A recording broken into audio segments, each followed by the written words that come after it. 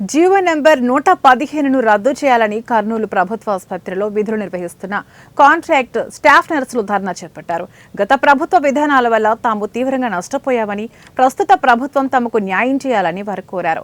115 GO వల్ల ఏఎన్ఎంలకు 18 నెలలు training ఇచ్చి వారికి స్టాఫ్ నర్సులుగా ప్రమోషన్ ఇస్తే ప్రస్తుతం కాంట్రాక్ట్ పద్ధతిలో పనిచేస్తున్న తమకు అన్యాయం జరుగుతుందని వారు ఆవేదన వ్యక్తం చేశారు. కాంట్రాక్ట్ పద్ధతిలో పనిచేస్తున్న తమను రెగ్యులర్ చేయాలని వారు డిమాండ్ చేశారు.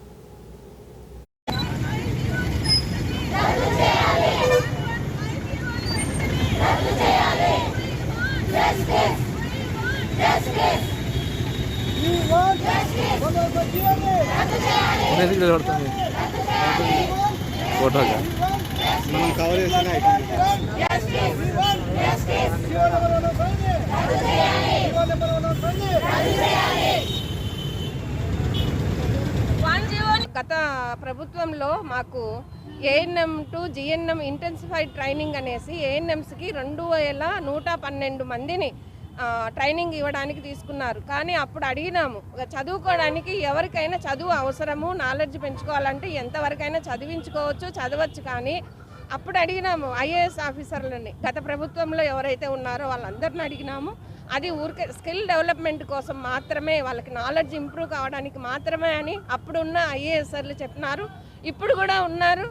ఆ జీవో ప్రకారము, ఈ 115 జీవో ప్రకారము ఎవరైతే ANM to GNM intensified training అవుతున్నారో వాళ్ళందరినీ మా స్టాఫ్ నర్సెస్ పోస్టులలో వాళ్ళని తీసుకోవాలనేసి గత ప్రభుత్వంలో గవర్నమెంట్ నిర్ణయించుకుంది. అదేవిధంగా ఈ ప్రభుత్వంలో కూడా గవర్నమెంట్ అదే దారిన రావాలని, వాళ్ళని తీసుకోవాలని నిర్ణయాలు తీసుకుంటున్నారు. కానీ అది కరెక్ట్ కాదు. మా పిల్లలు 2112 మంది స్టాఫ్ నర్సులు అయితే నష్టపోతారు ఖచ్చితంగా ఈ జీవో ప్రకారము.